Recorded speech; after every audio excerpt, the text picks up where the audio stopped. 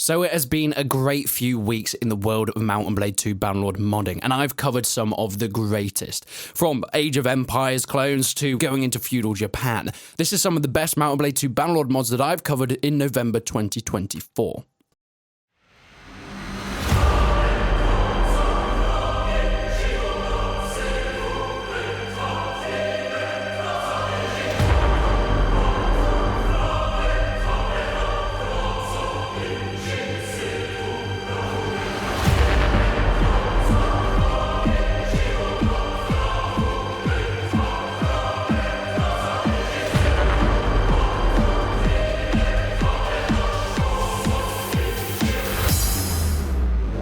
Yeah, this mod looks insane, and it has been so long overdue since I've actually spoken about Shokuho.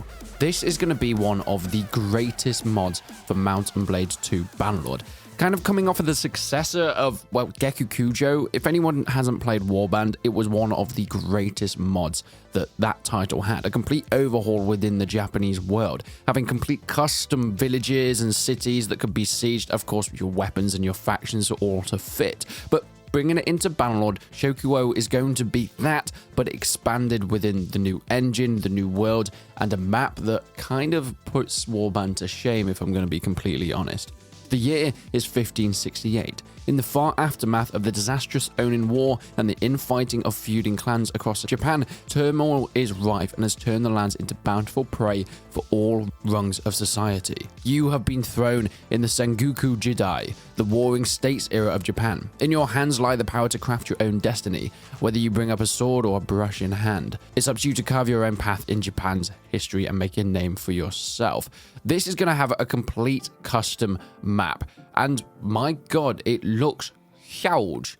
Not just this, but there's going to be some different traversal options for this map as well. We can see on the map famous cities like Kyoto, Sakai, Sumoto Castle, that kind of places. But you might notice, okay, well, there's some of these areas that are across the oceans. Well, you see, Sengoku is adding in a completely new mechanic that, granted, we have seen somewhat before in other mods, but I think is being transformed for this one specifically. With complete custom Japanese warships, we have naval travel. You're able to traverse the waters between islands, which is very important for, well, Japan, if anybody doesn't know. As somebody that has a Japanese auntie, I have never been to Japan. But you can take ferries or you can set sail with your own boats. There is a completely new custom trading system where you can buy or build ships within the game. We can see once this is opened up, each ship has a certain capacity, whether the cheapest of the Bezai Sen has 5 people that can go on board. Of course, 4,200 storage on it as well. And I'm assuming the top one is the crew that you have to pay. So that's 50 per turn or 50 per day to crew this ship. But of course, that can go up and up and up until the point you've got a 400-man ship, which is where we start to get into warship territory and true full invasions, which is something that I'm most looking forward to. As we sail through the lands, of course, we can see some of the new custom cities. Kushizakai has a tournament going on as well. We've got the port and the ferry area and some of the Japanese houses and towns. It looks absolutely gorgeous. Now, there is a religious feature within the game, something that hasn't really been delved into, especially not of the base game. I think Tailwoods have very much strayed away from that, but within modding, what we can get is, well, the ability to increase religious favor and recruit unique units because of it. This can be done through donating to temples. When you come across it, you can select on the slider how much you want to donate, and then your relations can increase. This means you can start getting monk units, something a little bit different to where you'll just be recruiting from your towns or even your cities. You see, we already have the mechanic where you can increase your relations of important people within cities, and this can unlock higher level recruits. But having an extra religious area to it and be able to recruit from various different mediums, like monks from temples, I think is a really nice touch. Books and scrolls can also be purchased from these temples in order to advance your skills, and then you can obviously read them. This feels a little bit like Mount & Blade Warband, an actual mechanic that never really came back to Bannerlord, being able to purchase books that actually increase certain skills. And it was an interesting choice why they didn't bring that back, because I thought that was a really cool aspect of the first game, but something that people haven't really touched on, and I guess means that they haven't really missed in so. But you can promote units into officer companions, something that Mount & Blade Warband and Bannerlord have never really done. The ability to take a generic soldier if they're fighting really well and make them one of your companions. Now, will this end up just being a complete army of companions if you're not careful? I'm assuming there are limits to it, but we are actually shown how this works throughout. And you can see what troops can be promoted. I'm assuming it's not your whole army, probably your special units like monks and things like that. And we can see on the left-hand side all their skills. Potentially we want to get more archers, or maybe we want to get a companion who's good on horseback. Well, this is how we can see how to do that. Let's talk a little bit about the battles and sieges, and more importantly, I think for this kind of mod, well, the sieges themselves, because they will offer a really unique style with the way that Japanese buildings were formed. Of course, you're able to put up defenses and take cover if you're attacking, but fire arrows will be implemented within the game, as much as I'm sure Lindy Page would be in tears by that, because fortifications can be burnt down. A really nice dynamic. We have, well, people that are sitting in towers, or of course the defenses that the attackers are using in order to get closer to the gates. These can be shot down and burnt to a crisp, and this will dynamically change the battlefield. So we've seen a lot of the features of the overhaul, okay, but this is also just a lot like a bit of a reskin for the initial Bannerlord. There's been a few changes here and there, but nothing insane until we get to this point. You see, there is one thing that I have really always wanted within a Mount & Blade game, and that's the ability to properly raid villages. You see, in Warband, you click a button and you fast forward time, and you see little burning sparks and you potentially get attacked by someone. And then once you'd raided, you get the loot. In Bannerlord, it's expanded a little bit more. You do have that fast forwarded time of raiding, but of course you then have to fight and kill the populace as well. But it would still be kind of approached as a normal village battle. Well, Shokuho are hoping to not do that. You can scavenge the remains of the battlefield, find loot, of course. You have to be careful because the enemy will also be scavenging the remains of the battlefield. So if you decide to go in and do that, make sure you're being stealthy and sneak. I don't know how in-depth this sneak mechanic is going to be, but it is being showcased as a feature. So hopefully it has been something that they focused on as well. But being able to ride in to villages with your guys and physically burn down the houses and find this loot with you as a player, rather than it just automatically happening, that is something that can be done. Of course, they'll be murdering the populace as well, but hey, we need that in the game. Now, the maps are one of the things that really make this stand out, from the yellow maple leaf forests to the open fields and plains. The cities that are crafted, they just look absolutely gorgeous with the authentic Japanese arms and armor. Of course, you've got the banner carriers that, well, are kind of iconic to the Japanese battlefields. There's been so much effort into making this an incredibly special and in-depth mod. The amount of attention to detail with the aesthetics, whilst not the most important part of creating an overhaul, I think is really substantial and goes a long way to show the passion that's been put into the game itself.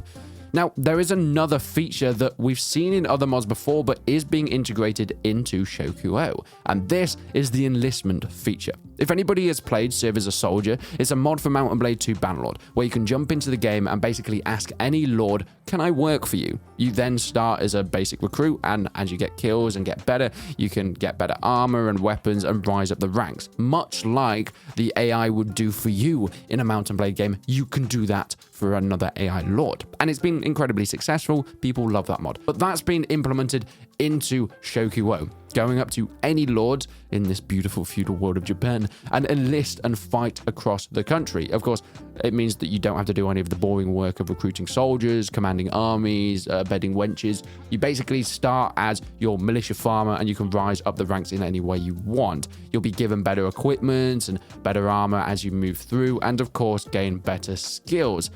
It is goddamn awesome. The ability to sort of work this like a true single-player RPG, rather than being this big lord, but actually a nobody and making a name for yourself. And then once you get to the higher echelons of the army, you can then move off and maybe even lead your own detachment or make your own army. And my God, is it goddamn gorgeous. I love the fact that you can go and complete tasks for your lord, and you can do little side quests for them as well as you become more well-known within the army. You kind of become their second in command if you want to, or just one of the captains within their, well, enlistment force. it is a really cool feature, and I'm so glad that that's being added into the game, because I think, well, the Serve as a Soldier mod is very popular for a reason. People like the idea of playing as one soldier within an army as something very different to being the main character of every Mount and Blade game. So the fact that we're getting that within Shokuho mod is going to be an incredibly nice touch. But I'll be leaving all the links to the mod down in the description below. I would definitely keep updated with this thing, because it's been very popular, and I think it's probably going to be one of the larger mods for the game coming very, very soon. Okay, well, this might just be one of the coolest sort of underground mods ever. One that just sort of plays in the background of your Bannerlord campaign, but actually completely shifts and changes the way a certain aspect forms. And that is Sieges. This is the Epic Sieges mod. My God. Okay, I play in a custom game to start with, and then I go into one of my most tricky battles that I've ever done, that I've shown in a video before, and see if it makes a difference. And you have no idea how big of a difference this thing really makes. As always, there's a link in the description to the mods down below. If we're really going to test this mod out, let's first jump into a custom game before I show you, well, the siege that I really need help on. Now, of course, we want to do the full scale because we ain't no peasant. And, of course, I want to play as Valandia. We don't need cavalry. Silly, silly cavalry. So to start with, I'm going to be attacking said castle, because I think it's kind of important to show you what it's like from this side. The Empire, you don't need horse archers. You don't need cavalry either. Okay, I don't want to play as you. You know what I could do with a camel? Could always do with a goddamn camel. So I'm just going to let it play out on its own. And what we should start to see is some of these changes come in. Now, first of all, we're talking about the siege weaponry themselves. They're a lot stronger and more powerful, which is great to see. In fact, you know what? I want to see this properly. Can we just turn off the UI, please? I've had enough of UI. Nobody needs it anyway. And my God, look how much cooler it looks without it. Oh my, I'm having a moment. Oh, we've already broken a bit of the wall up there.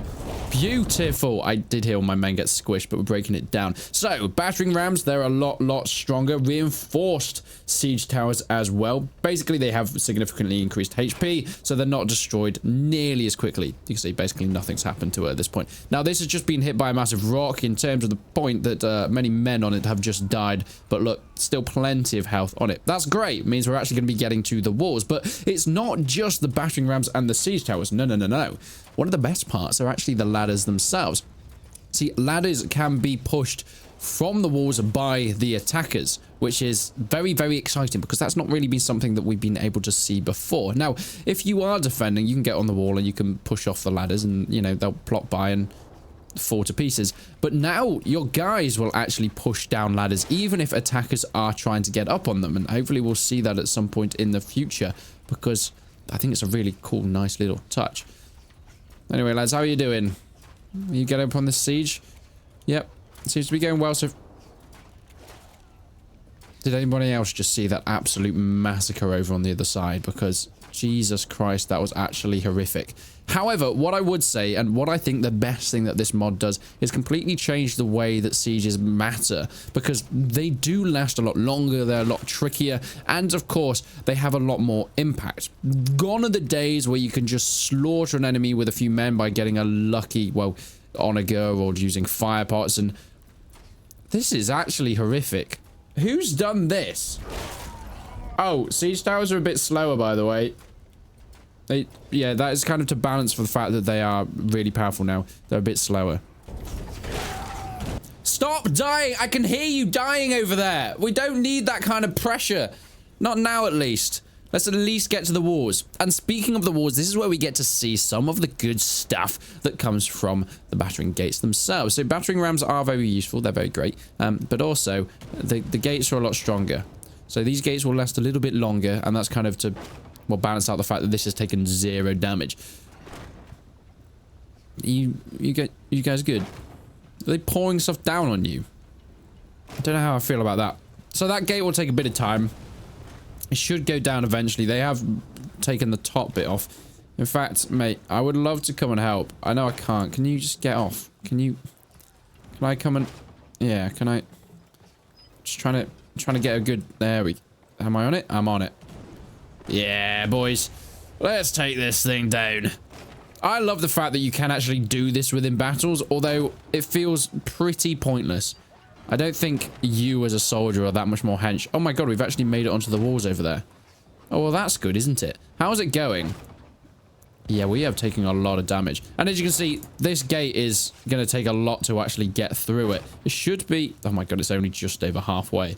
Yeah, you can see those changes are actually making a big impact on my men. And actually attacking the castle is... I watched you.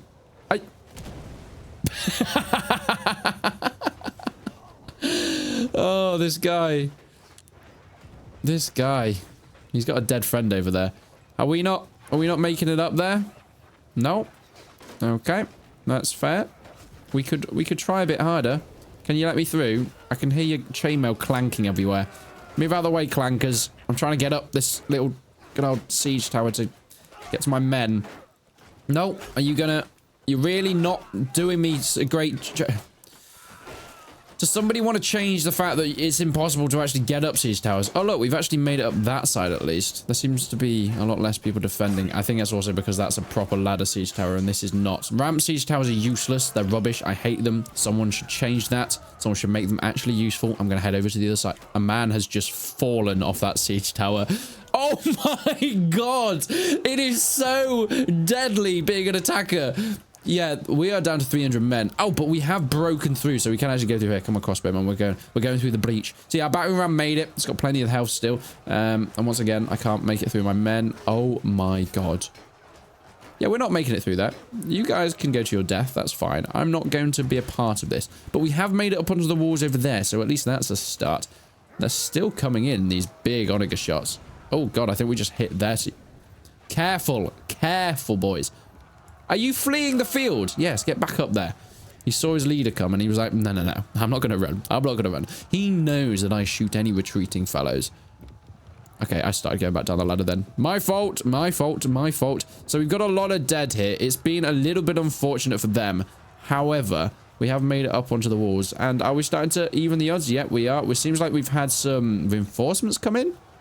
Yeah, here come the reinforcements. Go on, lads. Okay, our men are being pushed back. I'm not a huge fan of that. I would jump down, but I think it will cause my death. So instead, I'm going to just spear a bit behind. There we go. Get a few of them in. Sword out. So can you not? Can you not? Yeah, stay back. Stay back, lad. Don't want any of this. Oh my god. No! It's a good superhero landing, though. It's a very good superhero landing. How are we doing? We have thinned out some of their herd, but they do still have a wave and reinforcements that they can play with. And I'm not too happy with that. I have men running from the field. No, no, no, no. We're not about that. We're not about that. How's it coming through this front bit? Okay. This is absolutely brutal. Absolutely horrifically brutal. But this is not actually what I wanted to show you with this mod. This is a custom battle, of course, and I can set this however I want, but I want to see how this fares within the campaign and how it changes it, and we have a perfect example of that. You see, I made a video of a siege that I was doing with my Battanian Fiam. There's a campaign that I've got going that is pretty powerful of just having, well, a whole army of Battanian Fiam champions, and they're great, but I couldn't quite win this siege. Now, I want to see how this mod changes that siege, if it does make it a bit harder for attackers, and if it makes it a little bit more realistic, and the battles are a little bit more grindy. So, let's go and see and how that fares. Okay, I'm about to accept my inevitable demise once again. Just wait for a huge army to appear out of nowhere. I can hear it. Can I? No? Oh, no, that's looters. I mean, if the looters want to attack me, that will also be okay. I mean, how are we looking? Oh, God. Oh, God. It's not looking great. Yeah, I don't really have a big army at all. Here they come. Here they come. Right on time. It's as if we've been in this situation plenty of times before. Hello. Yep, I'm going to join the defense. Okay. What have you got? What have you got? Honestly, do your worst, lads. Do your worst. I'd love to accept your surrender. Look, 1,000 men, not that many. I can take you out. Oh. Yeah, you see, my dear fellow, we have a big castle walls. It's really nice. It's a nice castle, my favorite castle. I'm really glad I've got it. They've got big siege towers as well. Not a big fan of that one. But what we can do is actually take advantage of, well, being able to use a few more tactics. Now, if we get our archers to be commanded by one of you. Oh, I don't think you actually have the banner, do you? One of you has a banner. You've got decreased range damage. Yeah, you can be a part of the archers. You can also just pop them all up there. So we've got 100% of our archers. Oh, we kind of wanted to split a few of them up though, didn't we? So, yeah, you lads over here. If we put you up here on these walls, just bear with me, and we put you up here on these on these walls, and then we get our infantry, 74 men, and they can do whatever they like. In fact, I'm gonna have to turn the UI on because I can't see. Infantry, you do what the commanders ask you to. Hopefully my archers should spread out themselves. Okay, so already a lot of damage is starting to come through. I'm trying to ride up here. Thank you. Can you let me up? Okay, you're going to be a bit difficult, but I'm up. I'm through. In fact, I'm going to just store my horse here. I don't need him right now. So my battalion Fian champions are incredibly good at ranged. The only thing is, I'm just hoping the gate holds a little bit longer than last time. Because it didn't go all that well. I don't know if you want to insert any clips in here, mate. Maybe that would be a bit too embarrassing. Do you lads want to turn around, maybe? You could be shooting these guys in the back like I am and doing a lot of damage. But no, the AI has said no, and I have to listen to it. That's just the rule. It could... God... Fian! Chuck one down. Oh, for God's sake, I hate the way the Bannerlords cameras works. Look at this. Look at... That's like a lot of my army there. We're not really getting any more kills, though. So, I think the day is lost. Right. There is one more option for this battle. There is one more option. Hi, down there. I think we should be at peace. Do you want all your prisoners back? Do you want all my items? Oh. Well, oh. Okay. But good kills are getting good kills. And I even got a kill there. Look at that. That's unheard of for me. Especially when I'm on top of the wall. It's very hard to judge because there's no, like, drop. And in fact, it's kind of the opposite. The arrows kind of pop up a bit. But, there we go. Gained a nice little level there. How are we doing in terms of kills? We killed 20 of them. We killed 30 of them. We killed 30 of them. Now, I want to head down to the lower level. Whoa, okay, so we just got a good catapult kill, it seems. It's exactly what we needed. So everything moves a bit slower now, which could give us a little bit more time to get the kills in. Sorry, mate, I don't want to distract too much. Now, yeah, this is the militia archer. So not only do we have militia, but we do have some militia archers that are helping. And some great kills are coming in right now. There we go. And a couple more hits going in there. Beautiful. Taking out some of their important ones. In fact, if we shoot some of the guys on the battering ram, that's going to make it take even longer to get to the front. In fact, that's what a lot of people are doing. They are targeting it. See, when there becomes a co-op mod for Bannerlords, this is when it gets really interesting, because then you can just have like a load of your mates playing as archers, trying to stop this thing from coming forward.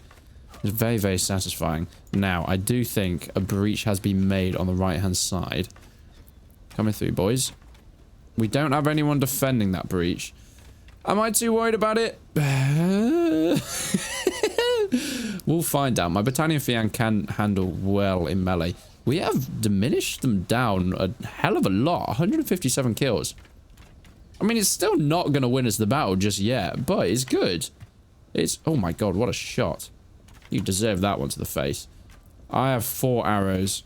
I'm going to have to go and find some more very soon.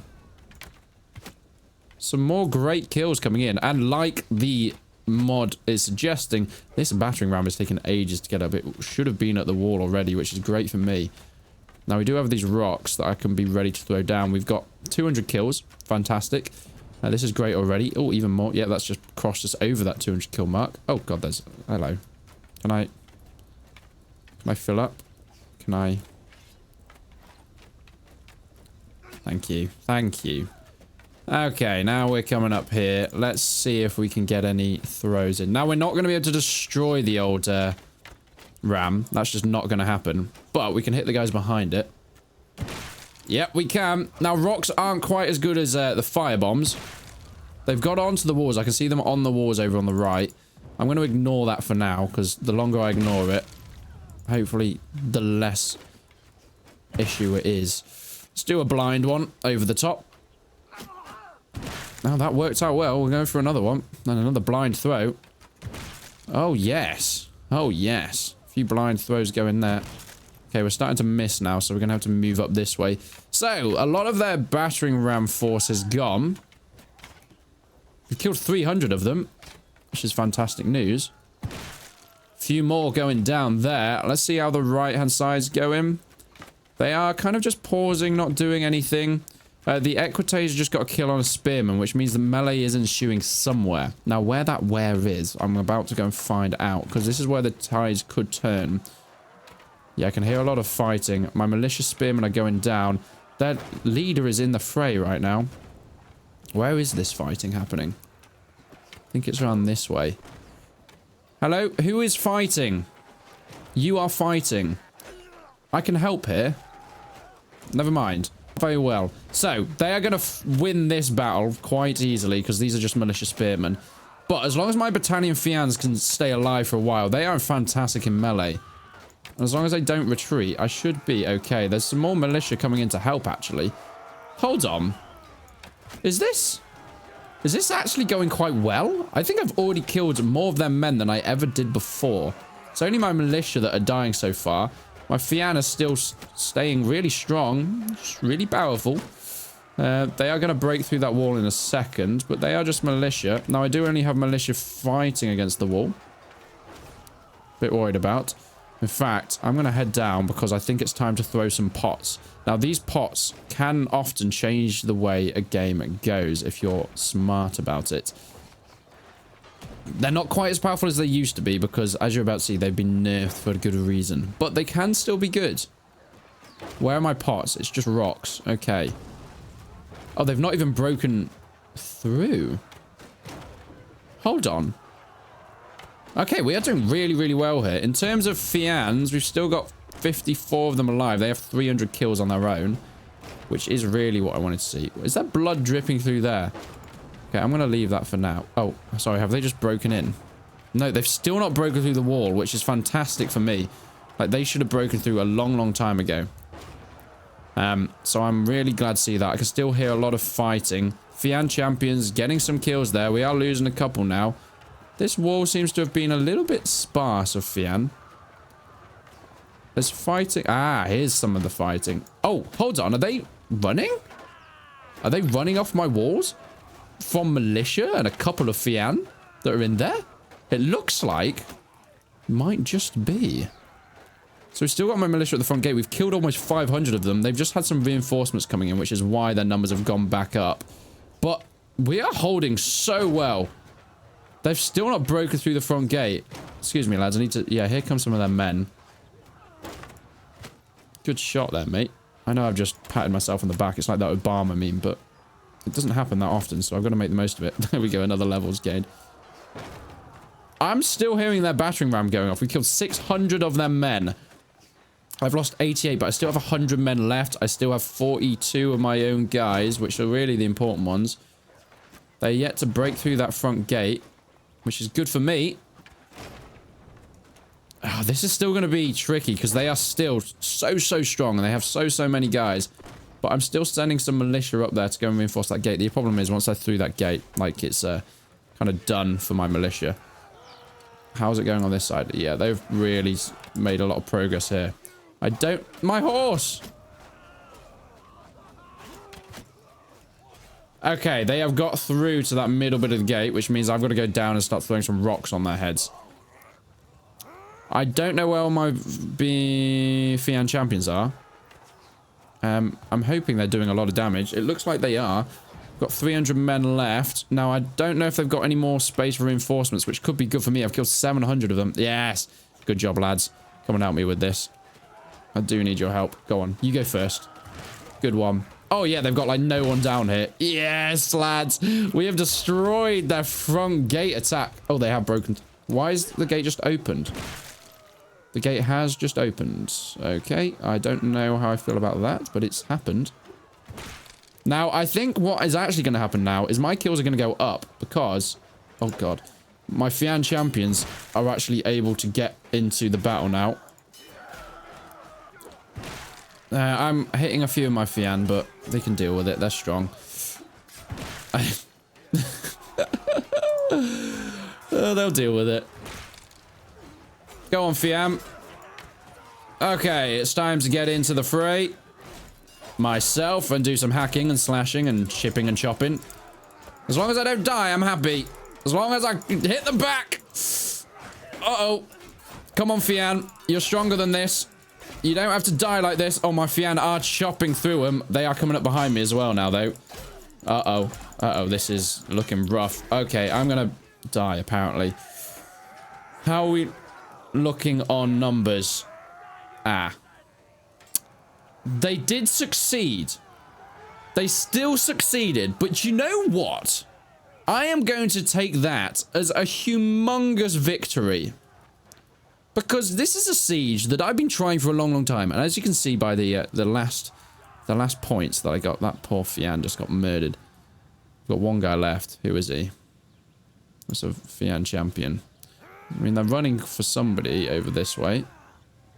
Oh, here he is. Mate, you don't have to shoot anymore. You can... He's still shooting at somebody. He's shooting the guys down there.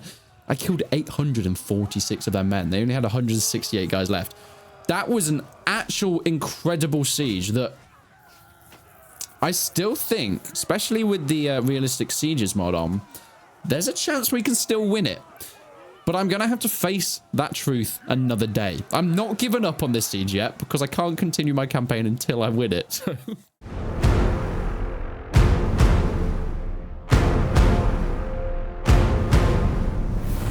Age of Bannerlords. Maybe a mod that you haven't heard in quite some time. In this series, I'm trying to bring some of the coolest Mount & Blade 2 Bannerlord mods currently released or upcoming, and, well, in this case, one of the coolest and most impressive upcoming mods that I've ever seen in my life.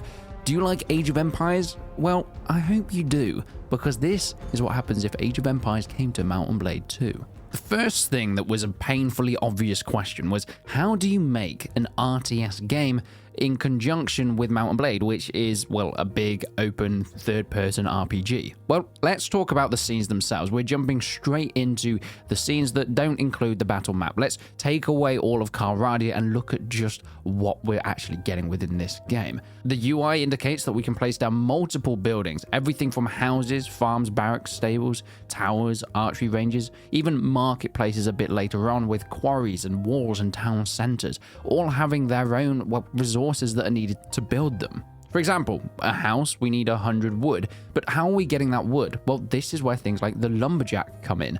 It is a building that is placed down that then a soldier or your villager will go over to work at in order to get that wood. It will then passively generate wood as time goes on, and of course there's a custom animation built for it, because of course there is, because everything has to be so exquisitely made within. I don't think there is a physical knocking down of trees and an actual finite resource here. I think genuinely it's a building that takes someone to go and work at it and then passively will generate the resource over time. And I think that's possibly the same with all of the resources. Each building is built by an NPC or a villager. It starts underground and, well, the villager kind of raises it out of the ground by some Mount & Blade medieval god. However, I don't really see another way of doing it, and it looks kind of cool anyway. These are very early versions of the games though, and this has changed a little bit over time. We do see some like basic versions of the buildings as they're they're constructed, and then they go through the dynamic changes as construction is advanced. Of course, there are multiple cultures within the game as well, and we actually have an indication of what these factions have been. They are the factions of Mount & Blade 2 Bannerlord. Was that obvious? I think that was probably going to be obvious. But there is actually some great indicators of how this affects the game itself. For example, the Sturgeons have the Sturgian assets that you'd expect within the game. If you go to a Sturgian town or village up in the north of Mount & Blade 2 Bannerlord's map, you see these same buildings. And once again, this is copied and pasted through the Valandians. They all have Valandian style buildings. So the Valandian houses will be different to the Azrai houses or the Sturgian houses or the Khuzait. I don't want to say houses, like huts. They live in yurts, a lot of them, but they have nice vineyards. Speaking of vineyards, there are farms that can be placed down, and of course, custom animations for villagers to go and work in said farms in order to collect food as a resource. Now, food as a resource, if anyone's played any of the Age of Empires games, is mostly for building units, and at least at the start, specifically your villagers themselves. So there is a lot that you can do in terms of collecting resources, but what happens if you gain too many resources, or there are resources that you run out of that you need to buy? Well, this is where that market comes in that I mentioned a little bit. Marketplaces allow you to sell and buy resources in exchange for gold, and it's set up a lot like, well, Age of Empires marketplaces. For 100 wood, we can get 135 gold. Great. But every time we buy that, the gold we get goes down. So marketplace value and exchange rate does actually change depending on how saturated said market resource is. The more wood we sell, the less it's worth. So that's something that you're going to have to be able to weigh up as well. But being an Age of Empires type game, you can go through different eras. Now, it doesn't look like there's any sort of loading times. It just takes a lot of resources, as we can see when we're unlocking the new era here. 8,000 wood, 8,000 food, and 4,000 gold in order to go to said next era to, well, be able to upgrade troops and have better fights with your enemies. Much like you would in Mount & Blade, going through the troop tiers, having your basic recruits all the way up to knights, this is how it's implemented with the eras. That's how you upgrade through the troop trees as well. The UI does include a queuing system, much like Age of Empires. If you want to build multiple troops, you can queue them up, especially if you want to start spamming out the troops and units. Now, these troops and units can actually have their own formations. Now, this was something that another YouTube channel, Evan, uploaded, and this is one of the best looks at battles we've got so far.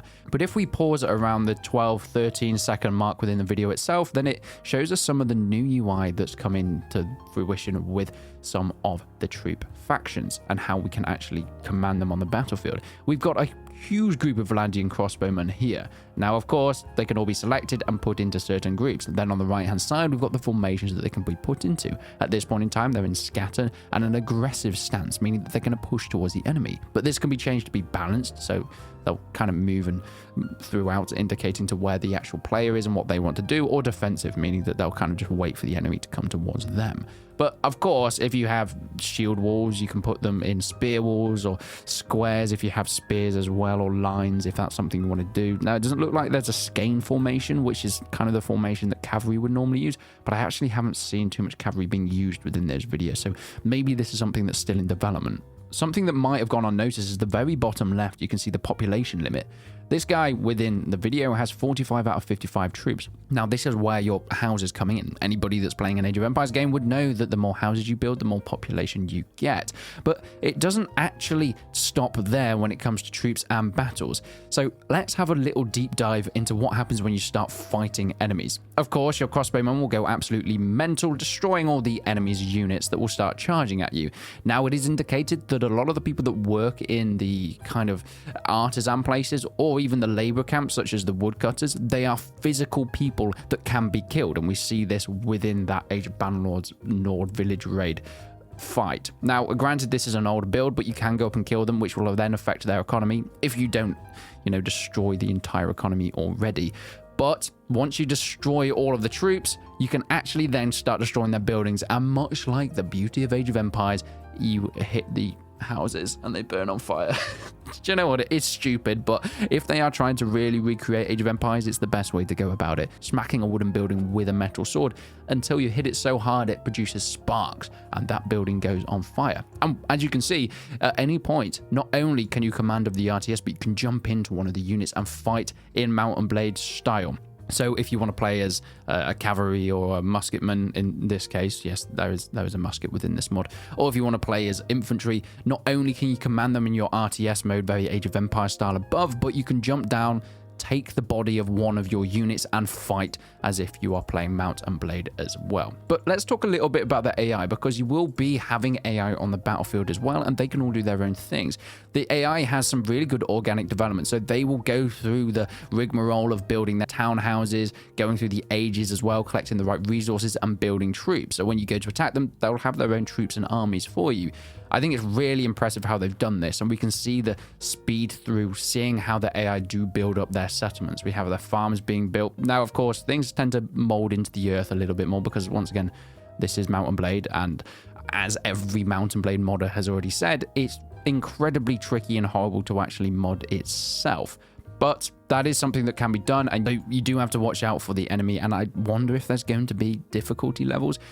I'd like to think there are, but we haven't seen that thus far. There are also siege weapons that that don't have anyone pushing them. It's Age of Empires. The trebuchets can move on their own. It's goddamn gorgeous. I love the fact that they've done that. They are basically AI controlled things that you can, I wonder, take control of yourself. I think that would be incredibly funny if you're able to actually jump into the body of it as well. Additionally, one of the coolest things is being able to add extra mods on top of it. We can see in this case the Realm of Thrones mod, which is the Game of Thrones one, and you're able to do Age of Empires within Bannerlord with Game of Thrones skins. And, well, this is where we see the dragon coming in as well. It's basically like having Age of Empires mods, but we're playing Mount and Blade 2 Bannerlord. There is so much to explore here. There are so many more development updates that I'm going to leave in the description, but let me know what mods you'd like me to showcase next. There's extra things like being able to upgrade weapons, and like in Age of Empires, having armories to upgrade your armor and the skills of each troops as well. So if you want me to cover that, please let me know in the description below. But until then, I will see you in the next one.